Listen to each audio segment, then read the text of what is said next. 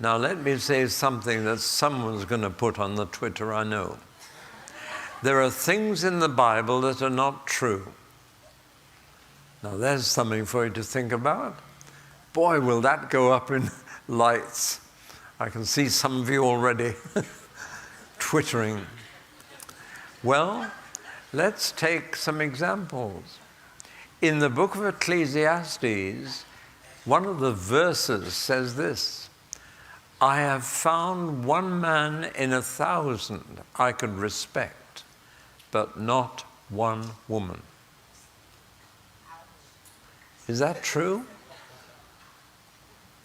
It was true for Solomon,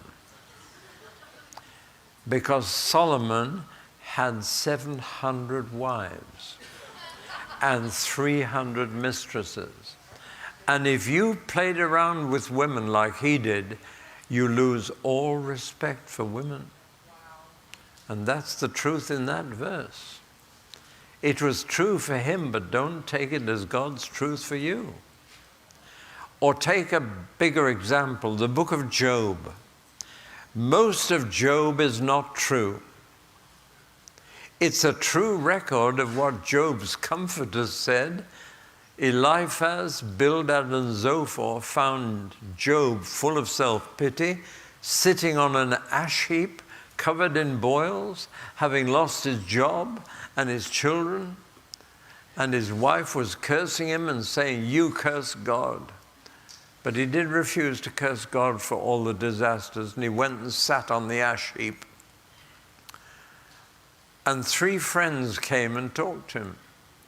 And the burden of their talk to Job is, you know why you're suffering? You've been a bad man. You've been a real sinner. No wonder you're suffering the loss of your family, the loss of your job, the loss of your health. And they were wrong. And at the end of the book of Job, God says they were wrong. That's not the reason why he was suffering. The reason actually why he was suffering was that Satan had challenged God in heaven. And Satan had said to God, you know why people love you? Because you're good to them. And if you stop blessing them, they'll curse you. And God had said, prove that. And Satan had thrown everything he had at Job to try and make Job curse God and lose his faith. And Job refused to lose his faith. And he hung on to his faith, even though all his friends said, confess your sins and God will bless you again. Actually, at the end of the book, God dealt with Job directly. And he told him a very unusual thing. Job was so depressed. And God told Job, when you're depressed, meditate on the hippopotamus. I think that's lovely advice, don't you? You try it. Next time you're depressed and worried, just think about the hippopotamus.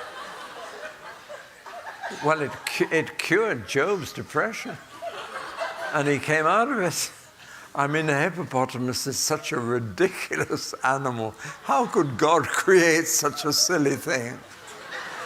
But when you meditate like that, you cheer up. And Job cheered up, and he said, Lord, I'm sorry I ever doubted you. I'm sorry I grumbled. I'm sorry I complained. And then God blessed him again with another family, with a new job, and he became rich and prosperous. It's an amazing story. But every one of those comforters, those so-called friends, was giving him bad advice that was not true.